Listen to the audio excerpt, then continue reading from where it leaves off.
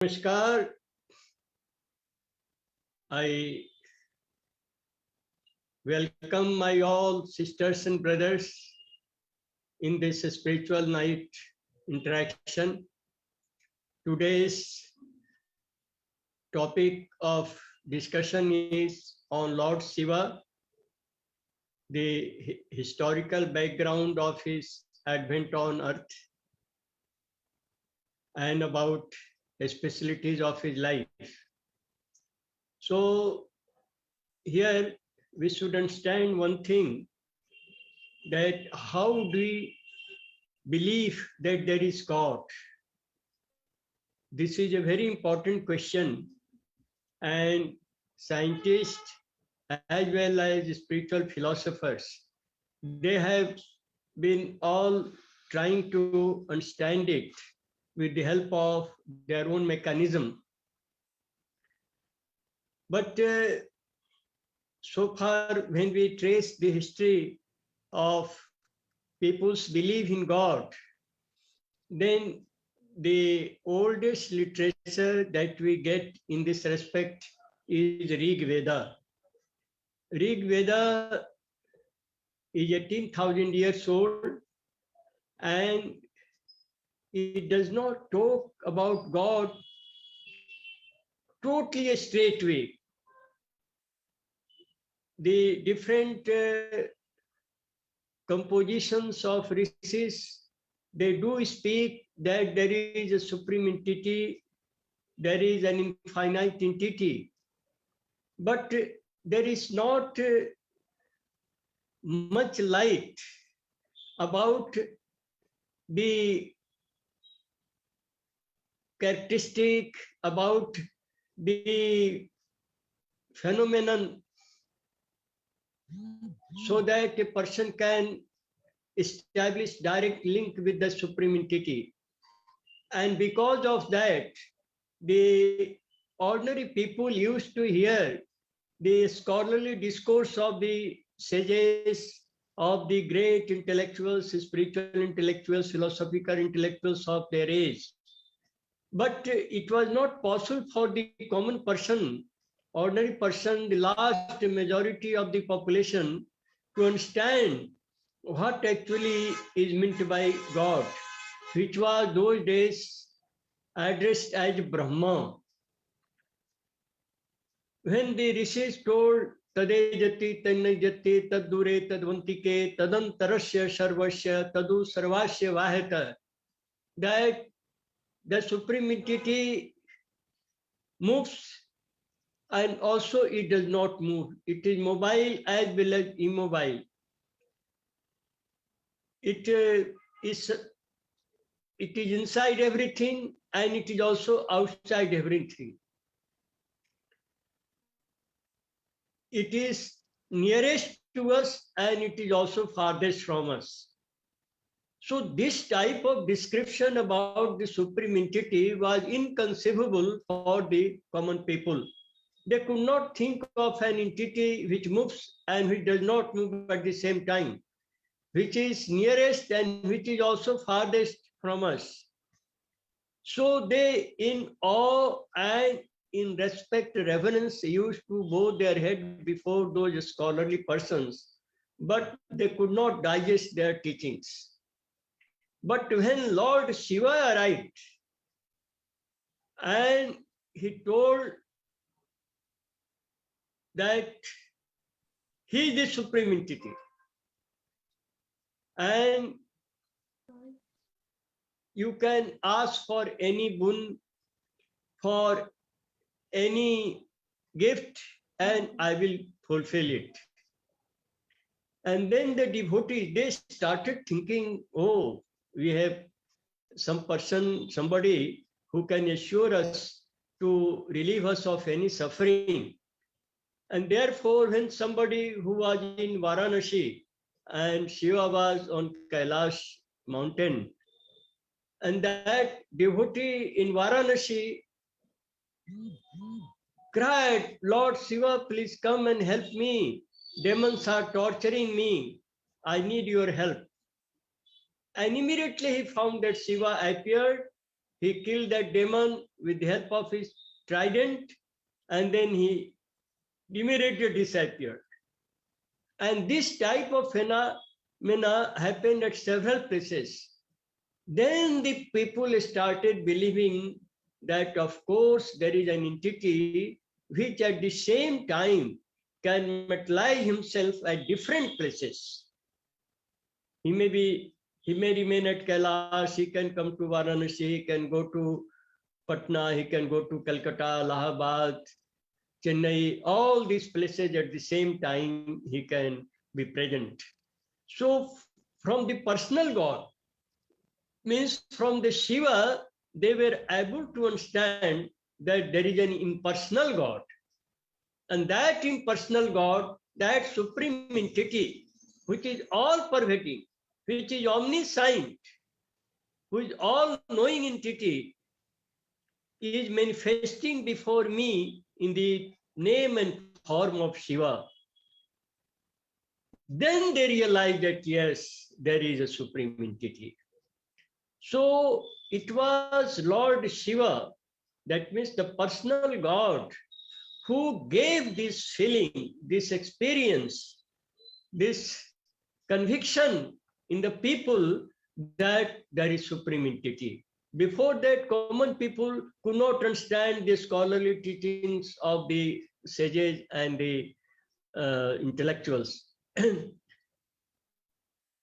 And then Shiva said that Shiva is Guru, Shiva is God, Shiva is Guru, Guru is Shiva, God is Shiva.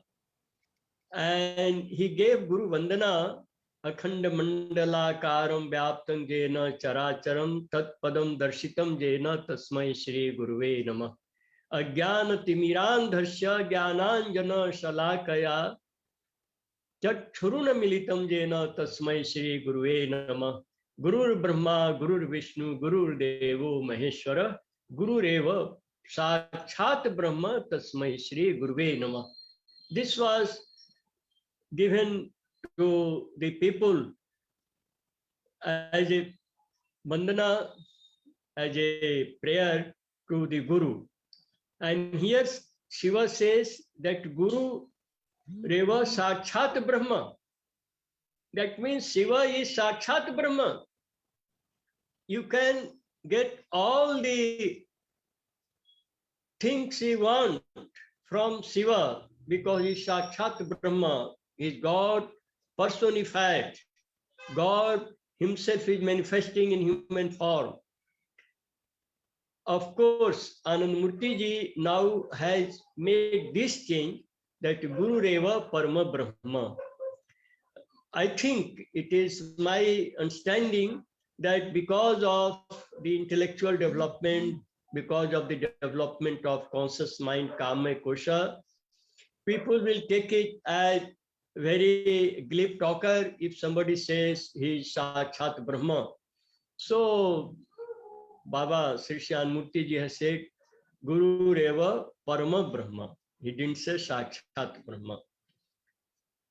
So this Shiva's advent was actually, it was a time, a transitional period, a crisis being faced by the humanity, and people were not able to know how to move forward. There was a sort of a stagnancy. And then the supreme entity materialized its advent, its arrival on earth in human form. And this phenomenon is described by Sri Anandamurti ji as Brahma Koti or Purnavatar. Brahma Koti means Brahma, the supreme entity, is human form. And two other categories, Sri Anandamurti ji describes as Ishwar Koti and Jiva Koti. Jiva Koti is every living being. Every living being is Jiva Koti, which has life. Right from the unicellular to the supremely developed human mind, a Jeev Koti. And among this Jeev Koti, among this living being, or you can say human being, which is the most evolved intellectually personality, the most evolved intellectual being in the universe, this human being can meditate, can ideate on the Supreme, and can receive, can attain the status of that Supreme Beatitude, the Supreme existence. And this state is called Ishwar Koti. In Ishwar Koti, some occult powers start radiating from the personality of that sadhaka who is in link with the Supreme Entity. And this Ishwar Koti may be, can be of two categories. One is Ansavatar, another is Kalavatar. This Kalavatar is the lowest category, that he has some occult power and he can materialize and he can utilize that occult power for service, for the welfare of humanity. And Ansavatar has more developed occult powers, more numbers of occult powers, and so his influence is more pervasive than one who is Kalavatar. And this Brahmakoti is Purnavatar. That means Brahma himself takes the human form. Purnavatar means perfect, complete manifestation. The infinite attributes of Brahma can be realized by a sadhaka in the company of that human manifestation of the Supreme. And in this case, which we are discussing, Lord Shiva. So about Lord Shiva, it was said, Prabhu Isha Manisha Ashesha Gunam, that you are the everything and you are nothing also. You are zero as well as you are whole. And Ashesh Gunam, you are the repository of endless attribute, endless qualities. No end. How much I go on describing, admiring you, but there will be no end of your appreciation, your adoration. And so it is something very fortunate for the human beings that they come in the contact with this Supreme manifestation in a human name and human form of the Supreme Entity. So Shiva came because then human beings were not able to advance further with all their intellectual talent, all their genius. They were not able to move forward. And when Shiva came, then he was among the people, and wherever the people felt any suffering and they approached him for relief, Shiva immediately offered them relief. And therefore, his one name is Ashutosh, that one who is easily pleased, for whose pleasure we do not need much penance, much meditation, much spiritual endeavor. We cry from our heart, and Shiva is there to help us in the circumstance. Whatever is required, he is there to fulfill it.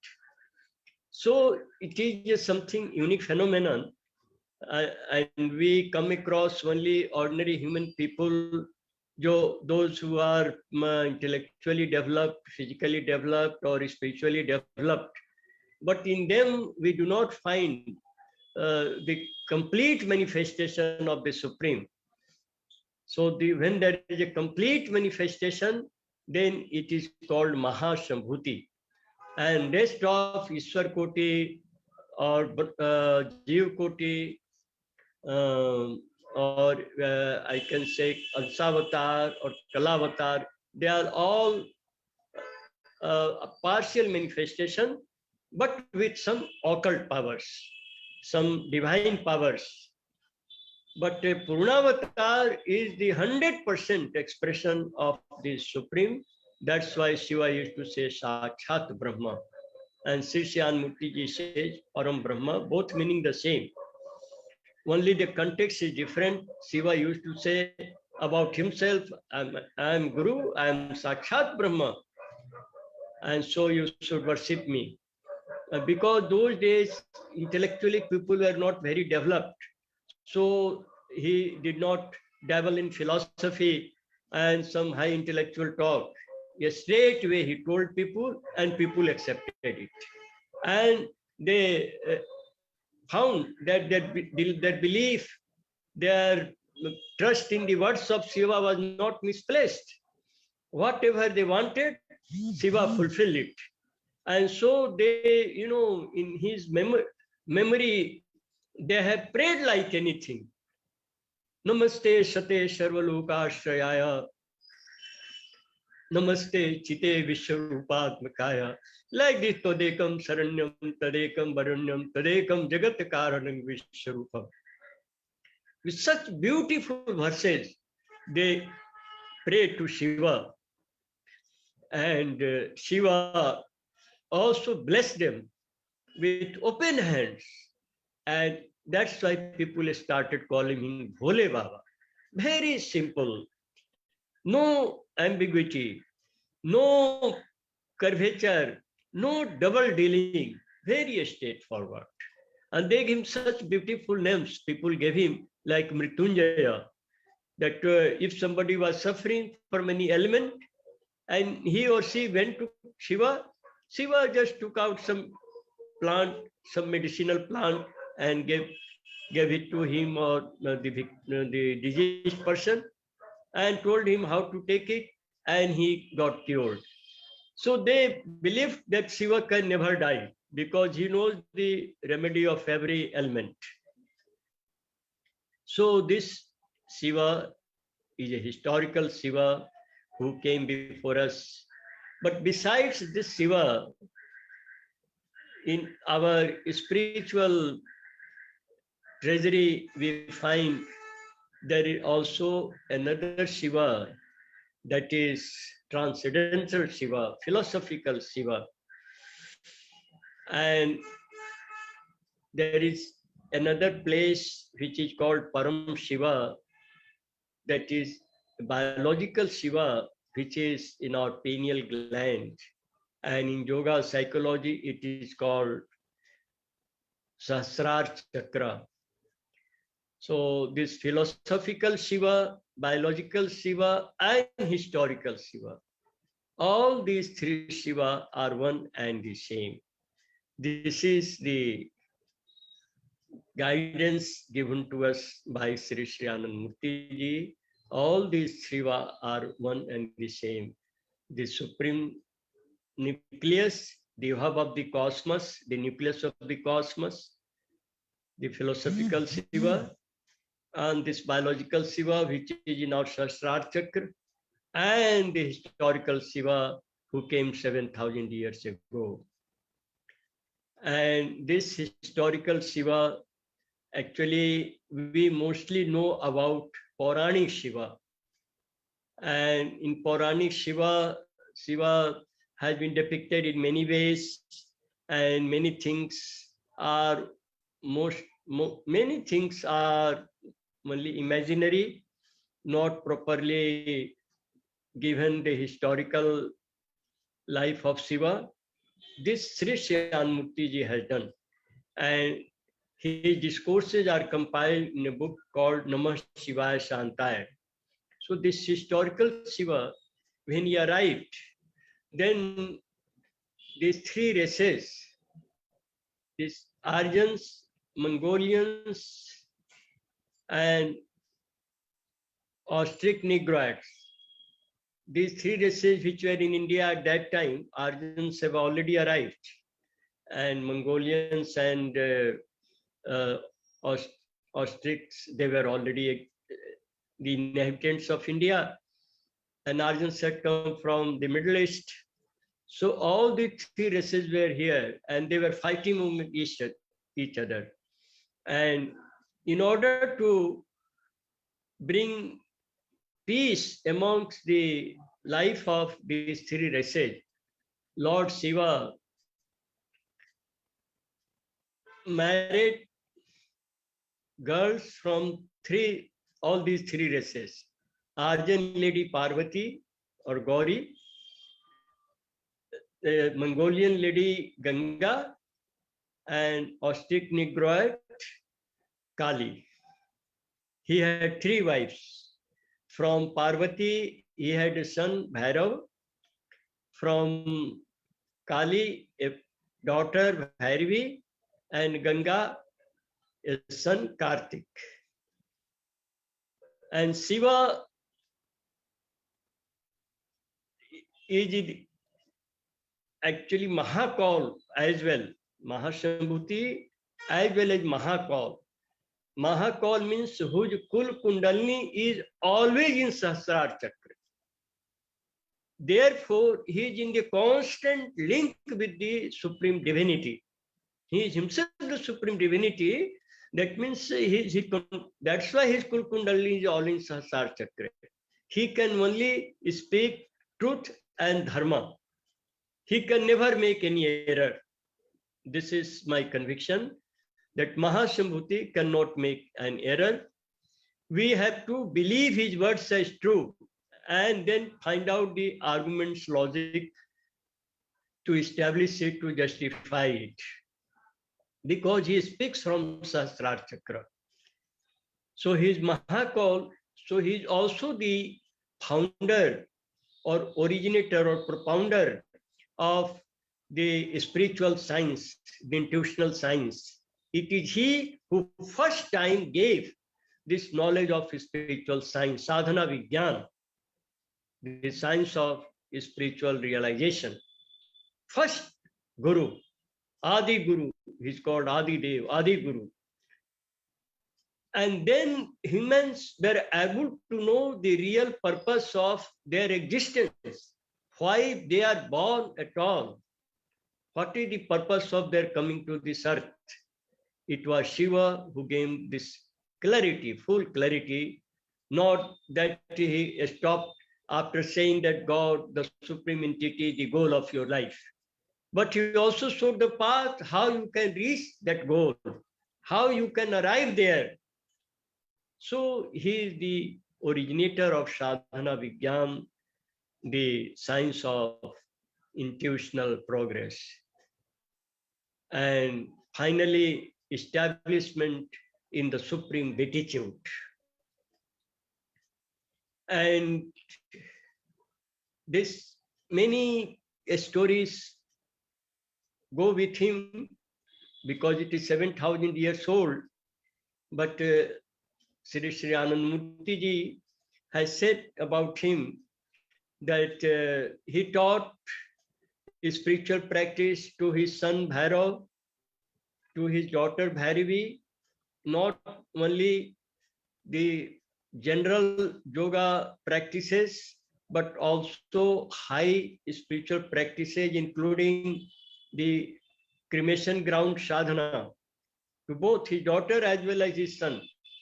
He never discriminated between his son and his daughter.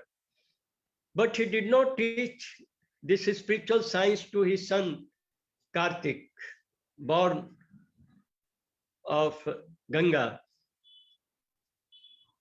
So, because he has made some criteria whom to teach this spiritual science. He did not want to give it to any Tom, Dick, and Harry. He wanted that the person should be deserving. He must have sincerity. His mind, speech, and action should be same. He is ready to undergo any penance in order to move on the path of spirituality. This was lacking in Karthik. He was a very luxurious type of person, always whiling away time in gossip and in unnecessary talks.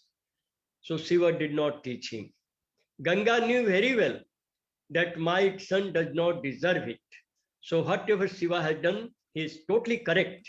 But still, being a mother, she was nurturing pain, a deep pain in her heart that I have given birth to an unworthy child, and that child is not eligible for learning a spiritual practice. So she always used to feel aggrieved. And in order to lessen her grief, in order to keep her always cheerful, Shiva used to pat her, caress her in front of others. Lovingly, he used to behave with her. So this used to give some solace to her mind. And people started saying then that, oh, Shiva has put Ganga on his head. That means he is giving so much affection to her, which he does not give to anybody else. So Shiva has put Ganga on his head. And this in mythology, in Puranas, this the people later on, after thousands of years, they made some story and they put the Ganges river on the head of Shiva. But the real matter is that the Ganges river was not on his head.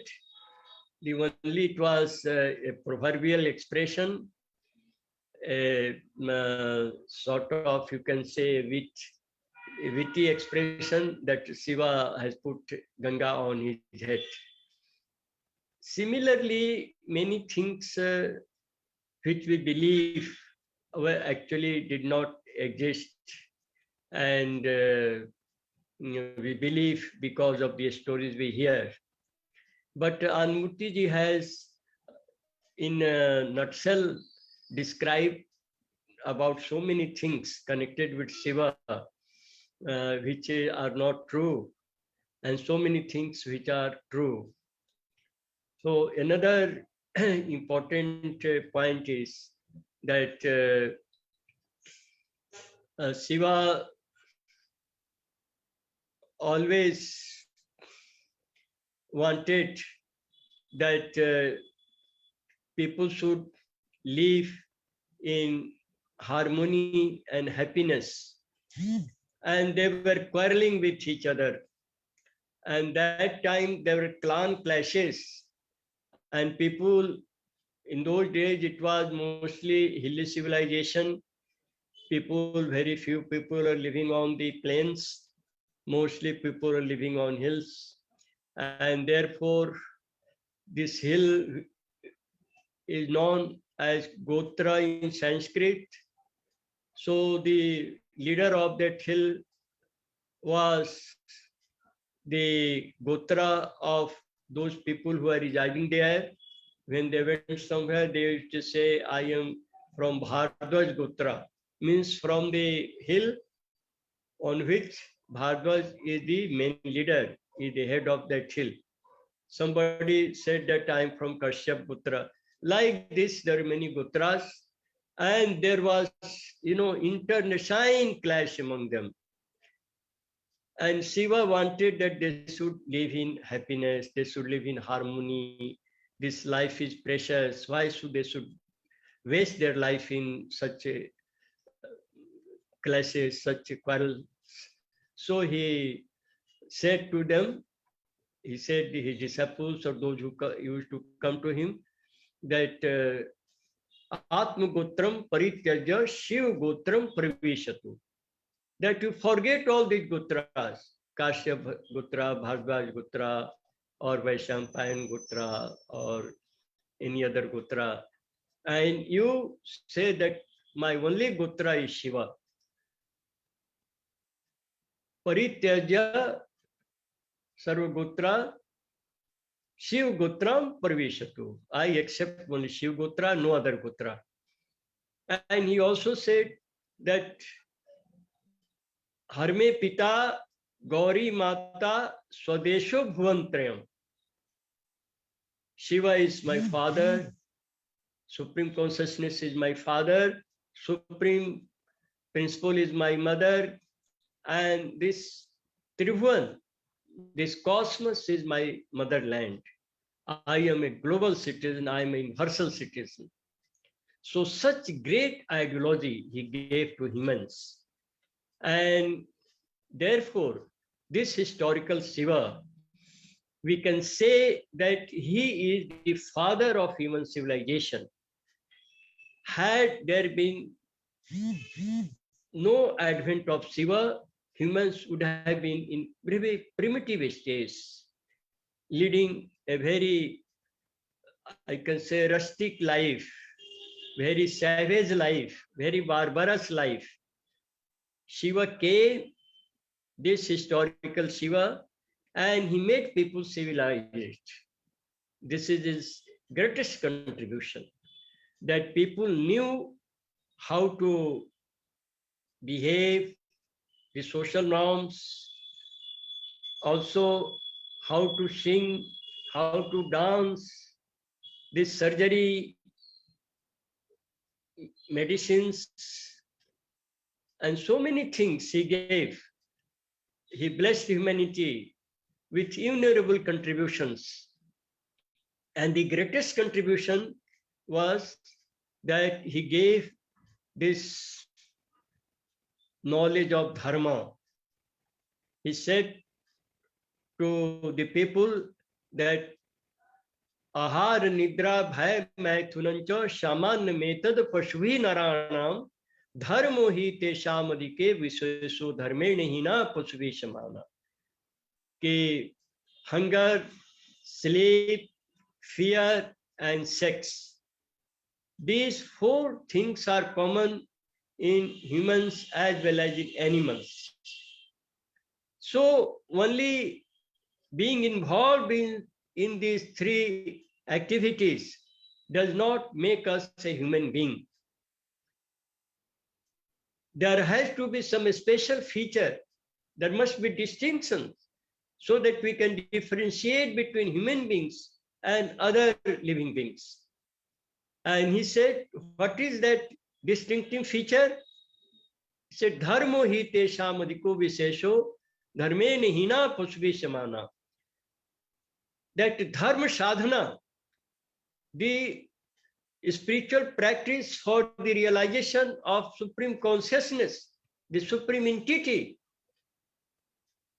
the non-corporeal, the eternal, infinite, endless, formless entity, his sadhana for his realization, spiritual practice for his realization alone can make us a human being.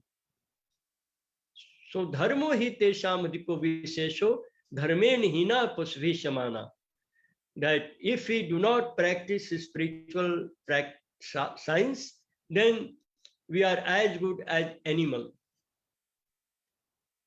And then the people started learning sadhana, practicing sadhana, and a civilized human life, a good society was being formed because of following the teachings of Shiva. So he is the father of human civilization, and we can also say that he is the father of Indian civilization also, Indian country also. He is the father. He is the real father because he taught us, he taught humanity how to make this life rhythmic. It was just disorderly, but Shiva make it rhythmic, enjoyable, full of joy and glamour. It was because of Shiva. So the one important thing, very most important thing was he said that this life is meant for spiritual practice, And the fruits of this practice is to be offered at the altar of Supreme. It is not for enjoyment that I am progressing and God is giving me bliss and I can go on boasting everywhere that I am very elevated sadhaka, come to me for guidance. All these glories must be offered to him because of it is his grace that we have been able to practice sadhana and move forward on the track of spirituality. So this dharma both, this knowledge of dharma, then another very great contribution of Shiva is the guidance given to humanity about a family life. Those days, the people were not living in a systematic order. And that's why it was possible to say the name of the mother of a child, but not of his father or her father, because there was no system. The male and female used to mix freely. Shiva said, no, this should not happen like this. It is not a correct social behavior, correct human behavior, because the burden of rearing the child becomes totally a responsibility of mother. And she does not know who is the father of the child, so that she can say that you also share my duties and responsibilities. So therefore, Shiva said that you will live after marrying each other. So this vivah means viva, means to live nicely, beautifully, with a sense of responsibility, with a dignified spirit to live, not just living in a haphazard way, in a disorderly way. So Vivaha, this system was given by Shiva. And so the marriage is called Shaiva Vivaha. So Shiva is the first married person. And we do not know the names of Shiva's mother and father. And Baba Srishan Murtiji, when some of the sadhakas were talking with him, then he said that I can tell about the name of his mother and father, but Shiva didn't want it, so I will not tell you. So that's why we do not see, we do not know uh, how was the adolescent life of Shiva, the infant life of Shiva. We know from the very beginning, we know that he is the supreme entity, he is Mahashambhuti, Purna Brahma. We get only his that glimpse of the supreme manifestation. So this Vivah, he has started Dharma Bodh, then Vivah, and he taught dance. He also invented this Sur Shaptak or octave, you can say Sare Gama Padhani. These musical notes were the invention of Shiva, and he made life very rhythmic, very musical, very enjoyable, melodious. And so the people started telling that Shiva is a Nad Tanu. His tan, his body, his existence is made of Nad, of music. He is 100% musical. And he taught Tando dance, which is the only exercise of the brain. No asanas can affect our brain because it is within cranium. And this cranium is hard, you can say, bone, and so no effect of asanas can be experienced there. But this Tandava dance, it is so effective that in a few minutes, the whole existence is vibrated. It, arouses a tremendous manliness within us. And in this way, he gave so many things which made us civilized. He is the person who gave us the knowledge of civilization, how to live, how to behave with others, how to dance, and in every aspect of life. And his teachings and his sayings are full of guidance.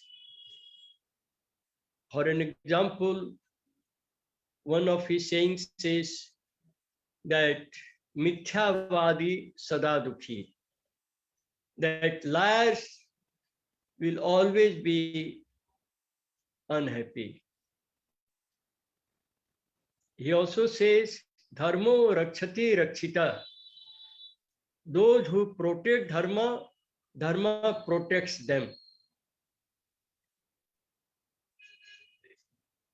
Then he says that lobha papasya hetava, greed is the mother of sin. Further he says, ahankar patnasya moolam, if you have ego, then your downfall is certain. He also says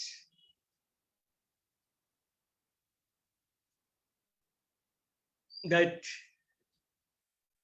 dharmasya sukshma gati, papasya kutila gati. Dharma, we should never ignore dharma. We should never talk lightly about dharma, even when we are joking, we are cracking joke.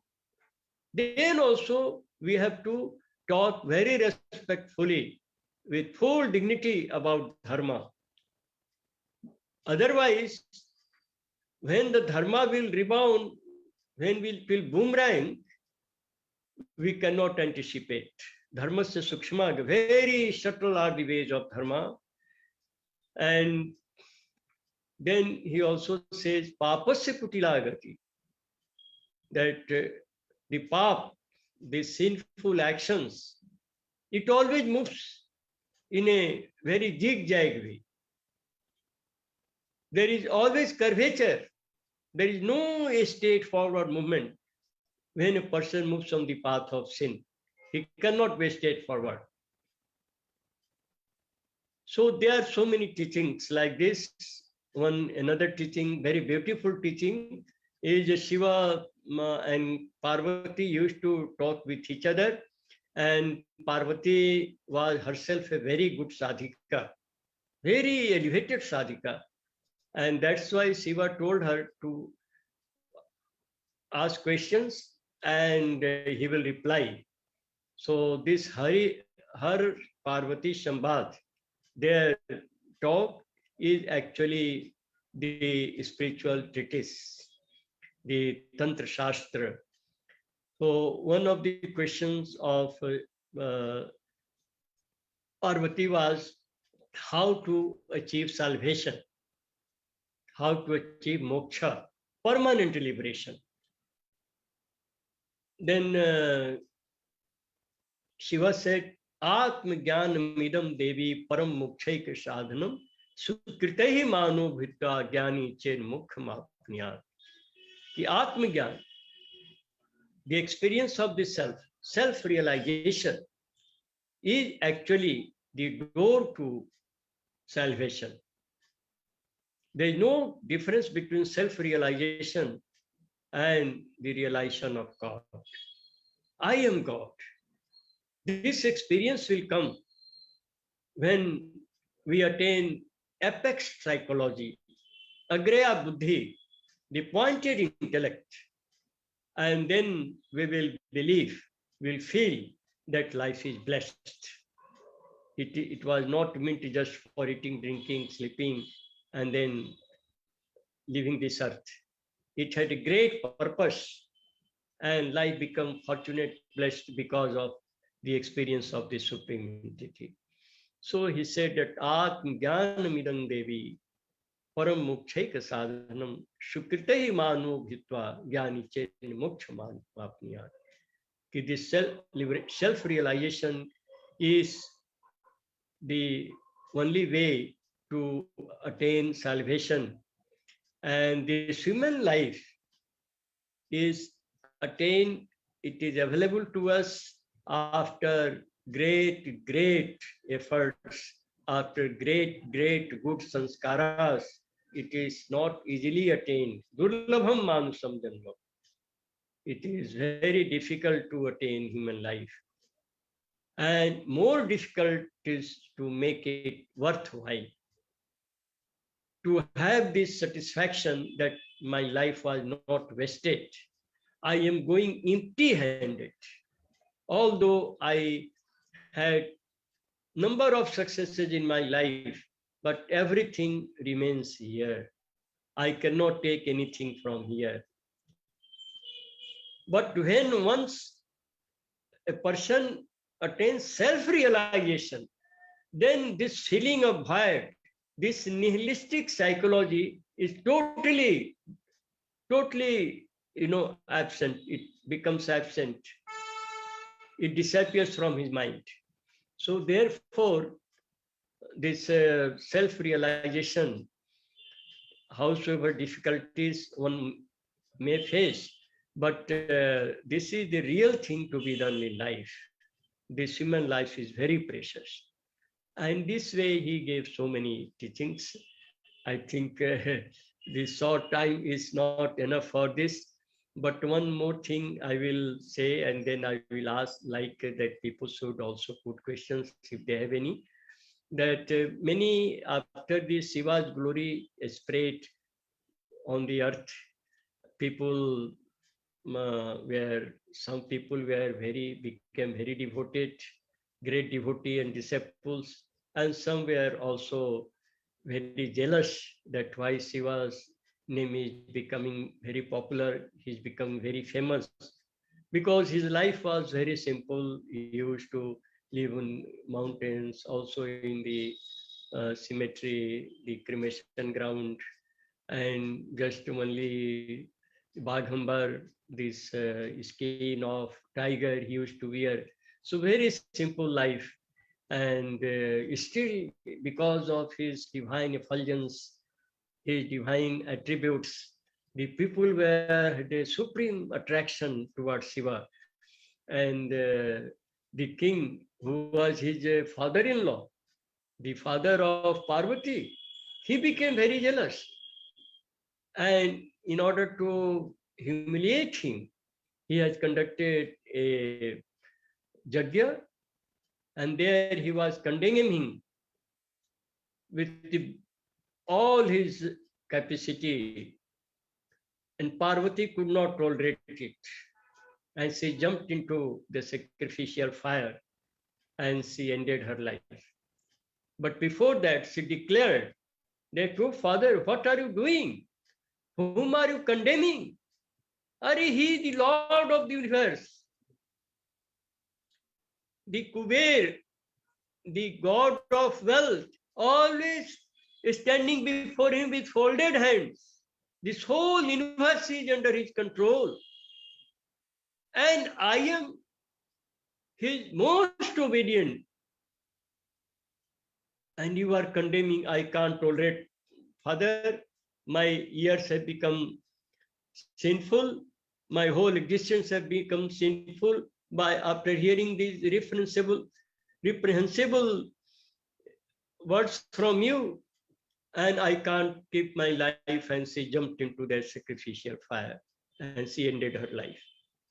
And after this, her sacrifice, the supreme sacrifice, then, the enmity between different clans, between different races, they come to a stop. After marriage of Shiva with these three ladies did not stop. It had lessened but not stopped. But after Parvati's sacrifice, it stopped. So because of his glory, the later days after the post Shiva era, in Buddhist era, in Jain era, Jain Tantra era, then many deities were, you know, related by the scriptural stories with Shiva, like Durga, Kali, and Tara. So Durga and all these three, I can say that they are 13 to 1500 years old matter, and Shiva was 7,000 years old. And Durga's, her story is not even available in Valmiki Ramayana nor in Tulsi Ramayana. It is available in Kritivas Thakur Ramayana, which is 1,000 years old. During the time of Mughals, he had written it in his Ramayana.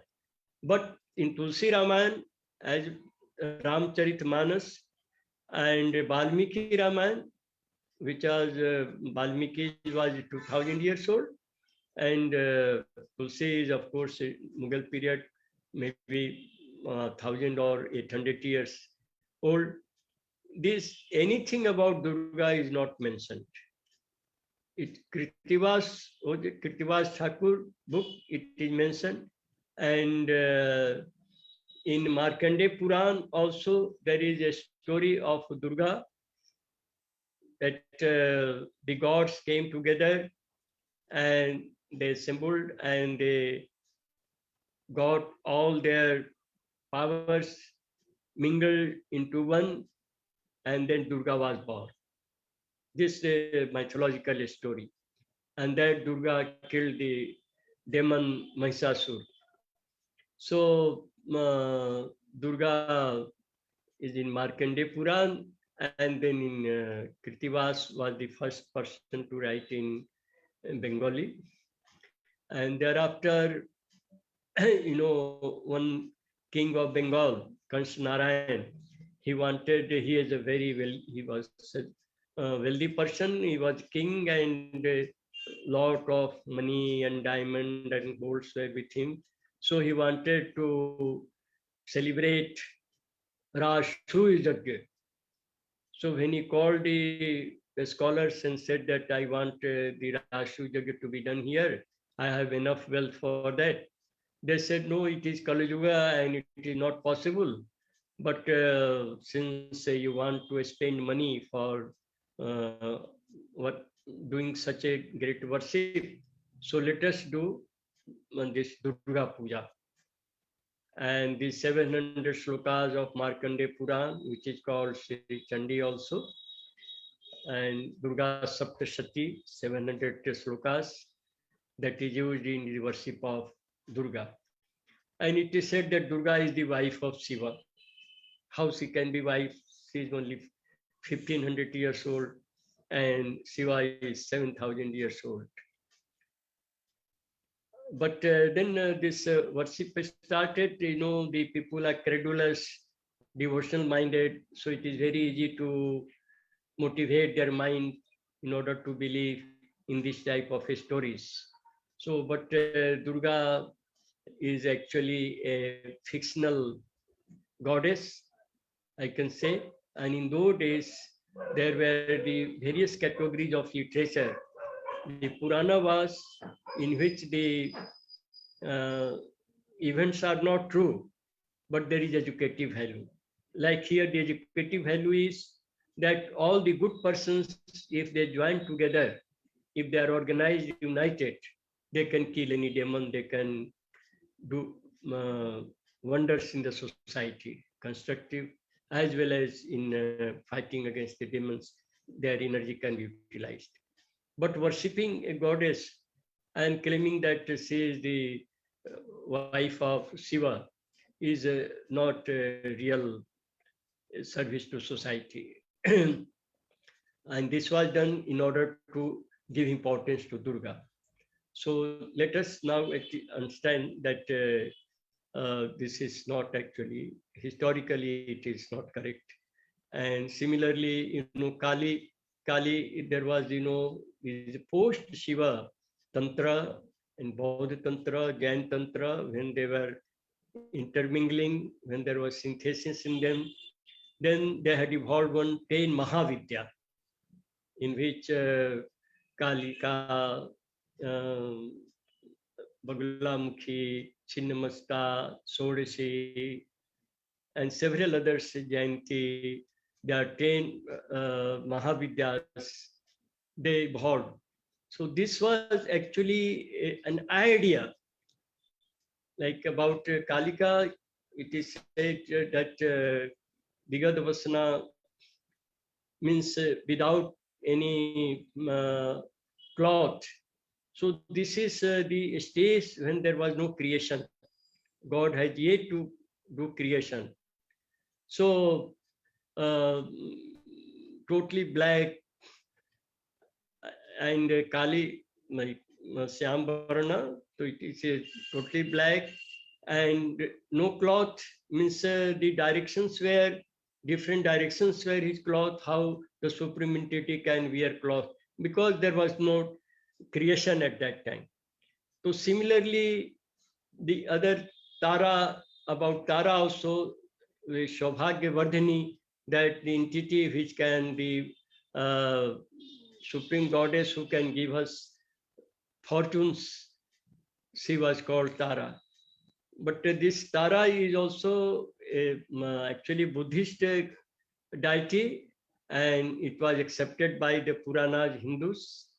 And Kali was a Puranic deity, and it was accepted by the Buddhist Tantra also. So actually this happened because of their interaction and because of the lack of proper spiritual guide, so that the people's belief may not go in the wrong direction. There was lack of such spiritual, genuine, bona fide spiritual teachers in that era. And so there was a sort of, I can say, intellectual exploitation, that the stories after stories were written in praise of Durga, Sodashi, Tara, Kali. And Kali here is about, the stage when there is no creation. And many the ideas are beautiful, they are very attractive, but it is not factual. And this is not integral, it is non-integral. And our goal is integral. The supreme entity is one and infinite. It is not a small part. And even if we realize Tara, if we realize Durga, or any other of the Mahavidyas, then we may get some occult power, a small power we may get, but we cannot realize the supreme. But Shiva wants us to move on the path of self-realization, spiritual realization. So I will like to conclude here. And although there has been much time, but if somebody has any question, he or she can ask me. Namaskar.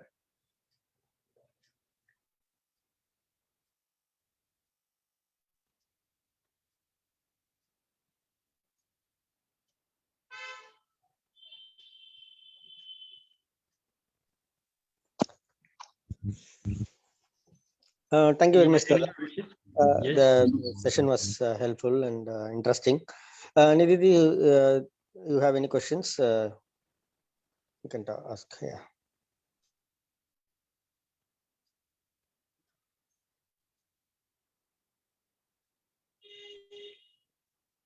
Anybody can ask anything about Shiva, Lord of Lords, great Mahashambhuti.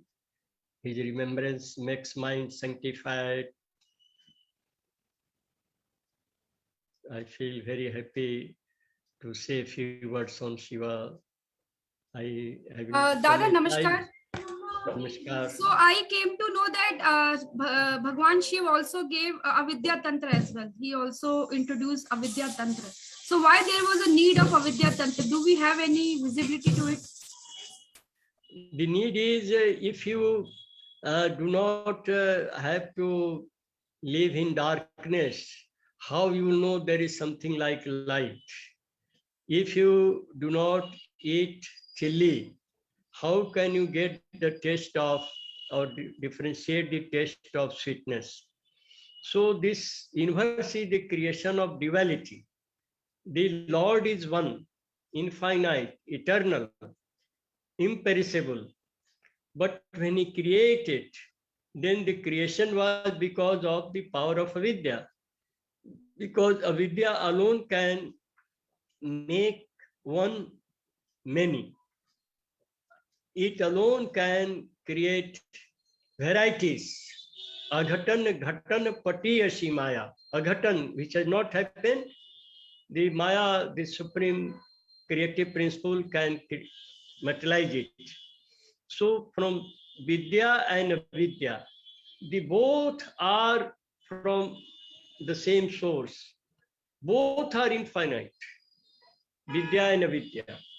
So that's why a person who moves on the path of spiritual elevation, then the final point, which is called Dagd Bees, about which there is no scope of his downfall, is attained after he crosses two ladders before the stage of Dagd Bees. That means avidya can, even in these two stages, avidya can give some influence. The three forces of Prakriti, which are in balance before the creation, how does it start acting? It is because of the centrifugal force. It is because of avidya maya. So that's why we need avidya maya also. If avidya maya is not there, only vidya maya cannot help us. So all these worldly knowledge, they are all part of avidya maya. You see the scientific development, the technology, our food, these are all the creation of avidya maya, not of vidya maya.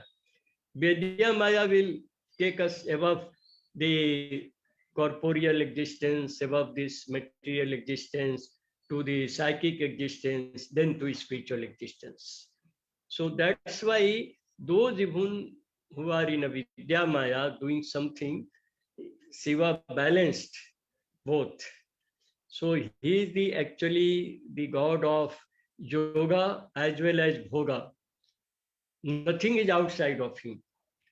So he gave it, but then he also instructed that this is Priya Sadhana, and therefore one should not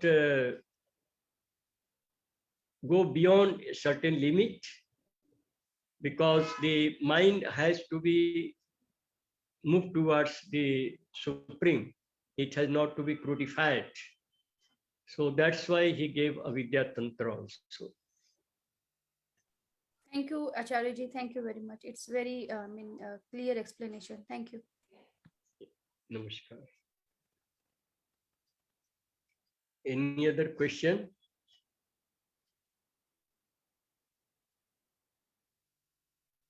No, Dada, we can wind up the session because we are 9:38 now. Yes, yes. Right. Thank you. Namaskar. Namaskar to everybody. We'll meet again. Thank you very much. Namaskar. Namaskar.